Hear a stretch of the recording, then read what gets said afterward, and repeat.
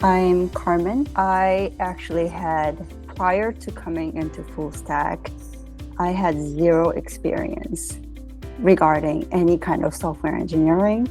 I have a degree in apparel design.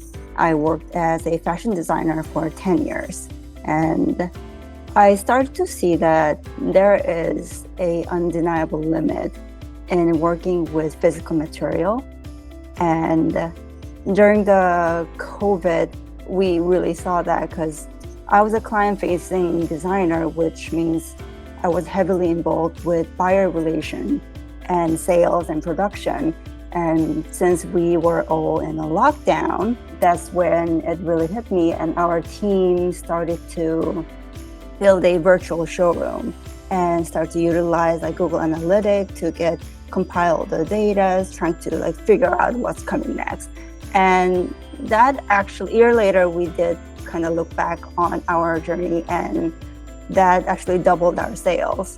And it's really then where I saw the power of basic data. I enrolled myself in the Fullstack and graduated last year, February.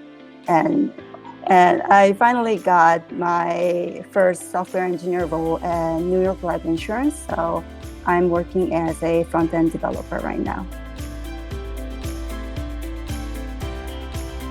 To be honest, I did do a lot of coffee chat prior because I was job searching for a full year. But you have to think about that this is a long game and it's not a sprint, it's definitely a marathon. And when I have gotten an interview, I always kind of ask what's the decision that why did you make decision to interview me? Because I'm always kind of curious about that. Even if I don't get the job, I always ask for the feedback after an interview. What's the one thing that said I want to talk to Carmen? And two things that was kind of appearing constantly was they liked my project, that I had an interesting project. And the second part was, I saw that you were very willing to learn.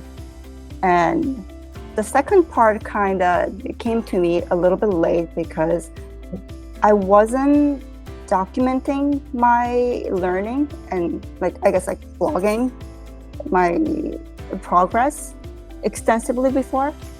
But when I started to write more about what I was working on in LinkedIn, making posts about it, you don't have to post every day, but I was posting maybe once a month, or after a significant learning, I'll kind of recap that. They actually look at it.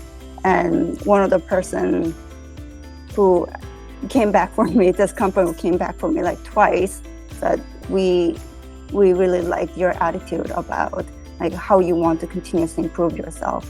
You go back to the project that you worked on and improve it, and how to make it faster, better, more accessible.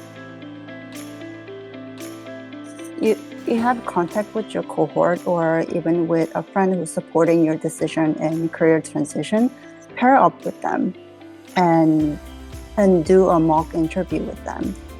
Practice is really the only thing that will ramp you up. So please practice with your cohort, your friends, your connections.